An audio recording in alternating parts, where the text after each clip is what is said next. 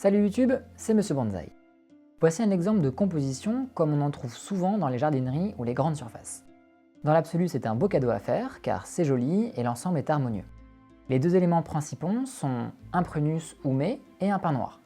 Le prunus, ou abricotier du Japon, a une floraison rose et hivernale, ce qui en fait un arbre très apprécié au Japon car il marque le début de l'année. Mais ces deux arbres n'ont pas les mêmes besoins en termes de substrat, d'arrosage et de fertilisation. Il faut donc veiller à ne pas les laisser ensemble trop longtemps au risque d'affaiblir l'un des deux. Le prunus est un caduc. Il perd donc ses feuilles à l'automne, courant octobre-novembre, et il développe ses bourgeons avant l'hiver. C'est une espèce sensible aux moucherons, donc on profite de ce moment pour vérifier qu'il n'y a pas de problème. La composition a au moins 2 ans, et comme les plantes ont bien poussé, il est temps de rempoter pour leur donner un peu plus de place.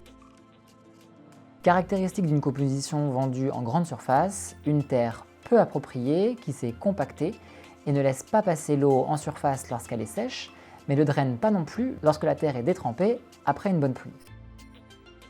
Il faut donc faire le nécessaire pour rempoter ces arbres avant que les racines étouffent et pourrissent. On a aussi dans cette composition un mini bambou, du muguet du Japon et le reste d'une plante à feuilles rouges qui n'a pas tenu. On va donc commencer par retirer les graviers pour y voir plus clair et surtout pour observer la terre qui est en dessous.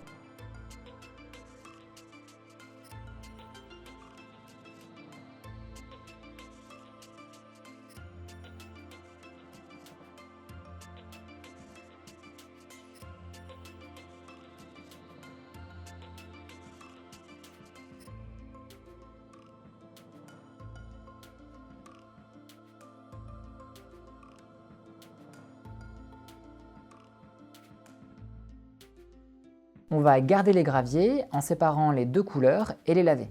On pourra réutiliser ces éléments pour d'autres compositions. Alors, diagnostic extérieur.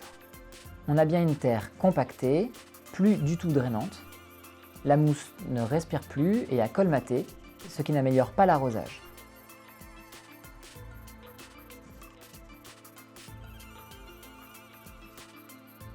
On va donc retirer tout ça. Maintenant qu'on y voit plus clair, on sait ce qu'on va faire. 1. Soulever le tout et regarder comment ça se passe en dessous. 2. Séparer le Kuromatsu du prunus et le rempoter, car ils ne peuvent pas rester davantage dans le même pot. Ensuite, rempoter le prunus. On aura donc à la fin de cette vidéo 2 bonsaïs issus de cette composition. Pour le pin, il faut réfléchir à quelle face on va choisir. On a une belle courbe de tronc, un beau mouvement, et cette branche-là a été gardée pour être sacrifiée après, dans l'objectif de faire grossir le tronc. Les aiguilles sont trop longues et il y a beaucoup de travail sur ce pin pour qu'il devienne un beau bonsaï. Le pin est un arbre compliqué. Je vous recommande la lecture d'un excellent article pour mieux comprendre les pins sur Esprit de Goshin, dont le lien est en description.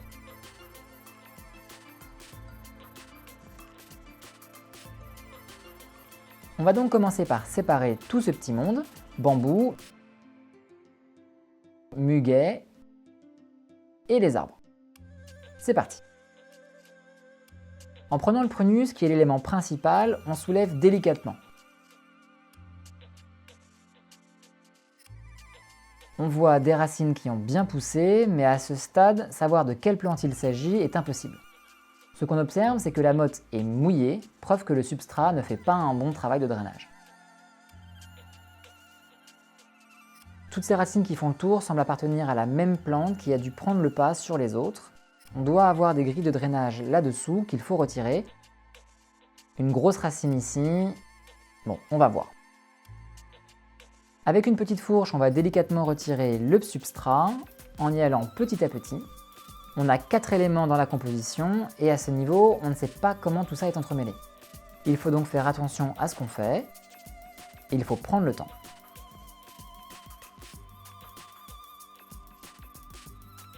Le muguet semble être moins solidement ancré, donc on va le séparer délicatement. Personnellement, j'aime bien y mettre les mains. Ça permet de se rendre mieux compte si on peut tirer ou non. Le muguet du Japon fait de grosses racines pour sa taille. Et même si on va le garder pour le replanter ailleurs plus tard, ça reste une herbe qui reprendra facilement. Si on casse une ou deux racines, c'est pas très grave.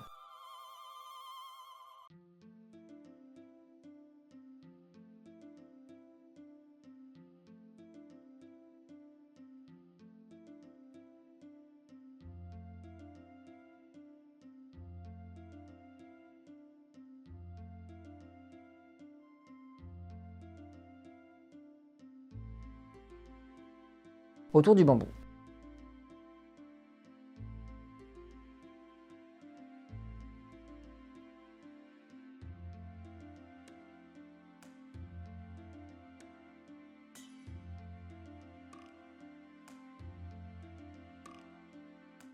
J'accélère, mais on y va lentement afin de bien voir ce qu'on tire et ne pas abîmer les racines du pin et du prunus. Voilà une grille. Ok, donc là on se rend compte que les racines qui s'enroulaient dans le fond du pot étaient celles du bambou. Il s'est développé fortement, ce qui confirme qu'on fait bien de le rempoter, car le bambou risquait de venir étouffer les autres racines et pompait toutes les ressources du substrat.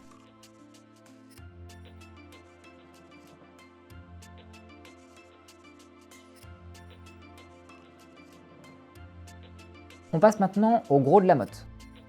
On a de longues racines et on ne sait toujours pas à quel arbre elles appartiennent.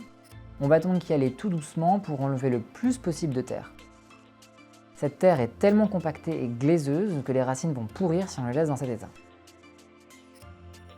Alors, avec les caducs, quand on a ce genre de terre compacte, on peut sans crainte les mettre dans un seau d'eau. En secouant gentiment, on va réussir à désincruster toute la terre, voire travailler délicatement à l'aide d'un jet d'eau pas trop puissant. Cependant, dans notre cas, comme il y a un pin dans la motte, on prendrait le risque de nettoyer les racines du pin et donc d'éliminer les champignons qui vivent en symbiose avec les racines. On appelle ça la mycorhize. Ces champignons se remarquent car ils forment des filaments blancs dans la terre et recouvrent les racines. Il faut tâcher de les réimplanter le plus possible dans le nouveau pot car ils apportent l'eau et les nutriments aux racines en échange d'un peu de sucre. Un modèle gagnant-gagnant. On commence à pouvoir séparer le pin, mais il y a toujours quelques racines qui font de la résistance.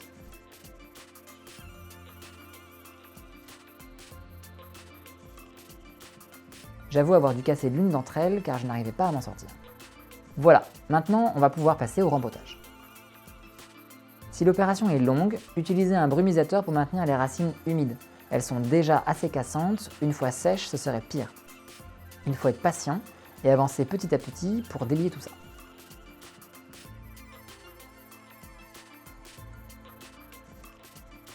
Il nous reste de la terre à retirer. Autant que possible, on va l'enlever car cet amas glaiseux va avoir du mal à sécher. Si vraiment c'est impossible de tout retirer, comme ça va être le cas ici, on va faire le maximum et au moment du prochain rempotage, quand ça aura évolué, on tâchera de retirer vraiment ce qu'il reste.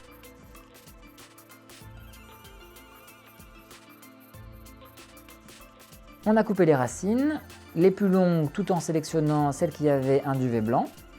On retire les racines noires et pourries qui n'ont pas de ramifications plus bas.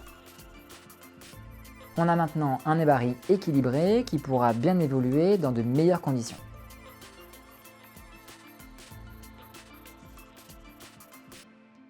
J'ai choisi un pot intermédiaire, un peu grand, pour ne pas le contraindre trop. C'est un arbre encore en phase de culture. Le pot est bien joli pour un pot de culture, me direz-vous. Je pars aussi du principe que si vous avez un pot à disposition qui peut convenir à l'arbre par son esthétique, alors utilisez-le. Il faut profiter de vos arbres, même lorsqu'ils ne sont pas en exposition. Chez vous, il faut se faire plaisir, essayer des choses, et cela permet aussi de faire vieillir le pot. Je vous renvoie sur la très bonne vidéo de Nejikan's canal pour en savoir plus sur les pots à bonsaï. Alors, le pin noir peut être rempoté en automne, à condition de bien pouvoir s'assurer qu'il ne gèlera pas. Comme d'habitude, un fond de gravier pour le drainage et un substrat bien drainant, ici 50% akadama et 50% gros sable.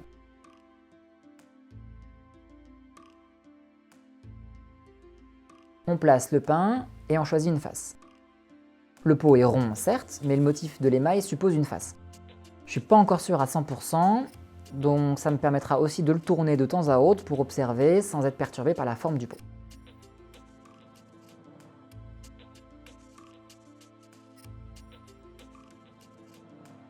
Une première couche de substrat et on vient fixer le tout pour favoriser le développement des futures racines.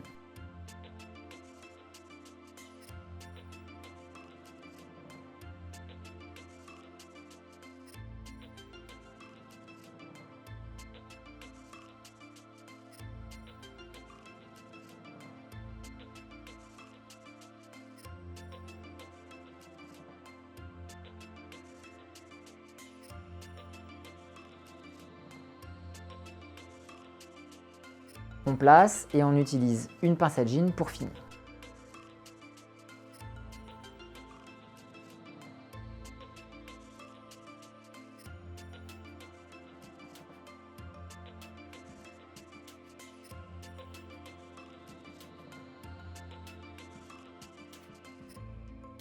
Ensuite, on passe à une autre longue phase avec la baguette pour ne pas laisser de poche d'air sous les racines.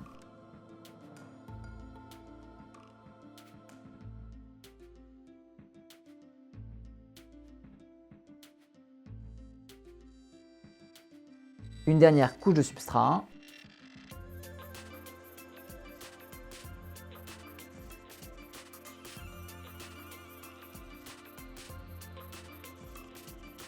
Et voilà le résultat.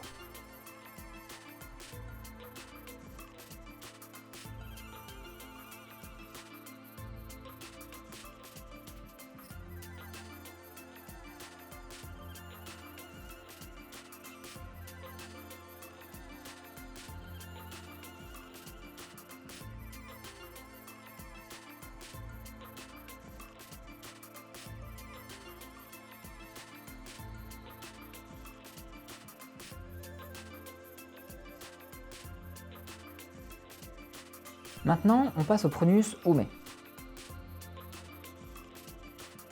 On reprend le même pot pour cet abricotier du Japon car sa couleur claire met en valeur ses fleurs roses qui apparaîtront cet hiver et parce qu'il a la bonne taille et une belle forme ovale.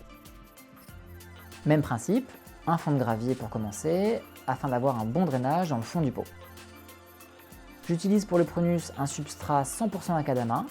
Je sais que c'est pas toujours le plus simple à trouver en France, mais pour moi au Japon, c'est la solution la plus pratique.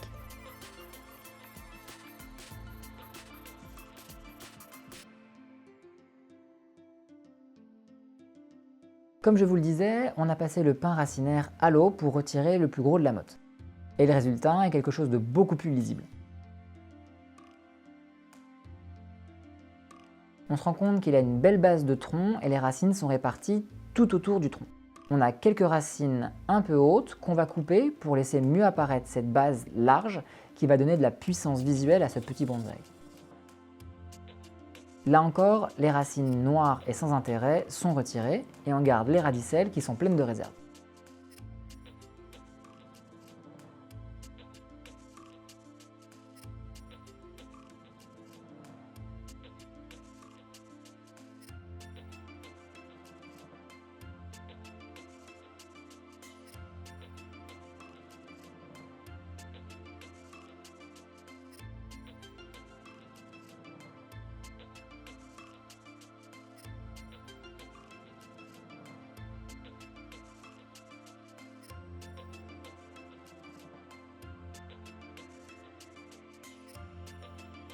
On va positionner l'arbre assez haut dans le pot et redresser la base pour lui donner une forme en plumeau, bien droite, là où l'arbre commençait à pencher un peu.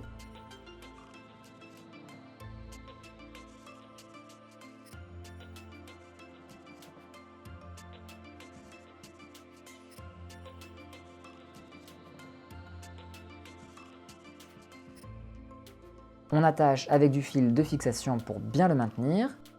Comme il va être haut dans le pot, lorsqu'il est en feuille, la prise au vent peut être importante. Il faut anticiper ce genre de choses.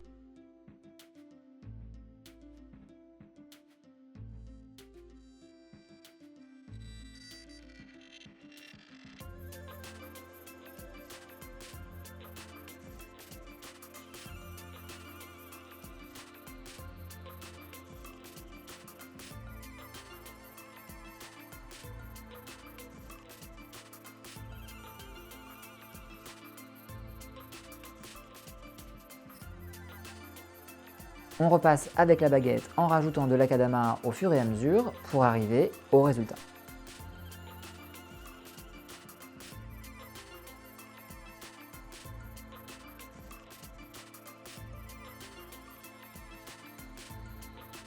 Les bourgeons du prunus ume se forment sur le bois aouté, qui a donc 1 an, mais difficilement sur le bois pluvieux. Il faut donc rabattre fortement après la floraison et tailler en verre à l'été, en faisant attention à ne pas retirer les bourgeons à fleurs, plus ronds que les bourgeons à feuilles. Ça permettra de favoriser le rebourgeonnement en arrière.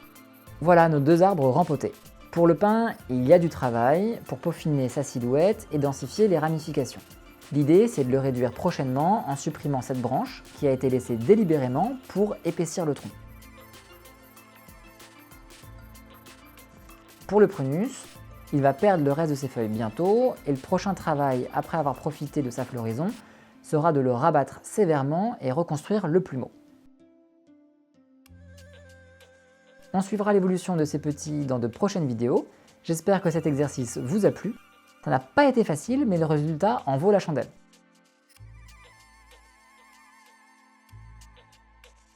C'était Monsieur Bonsaï, n'hésitez pas à vous abonner, liker la vidéo et la partager.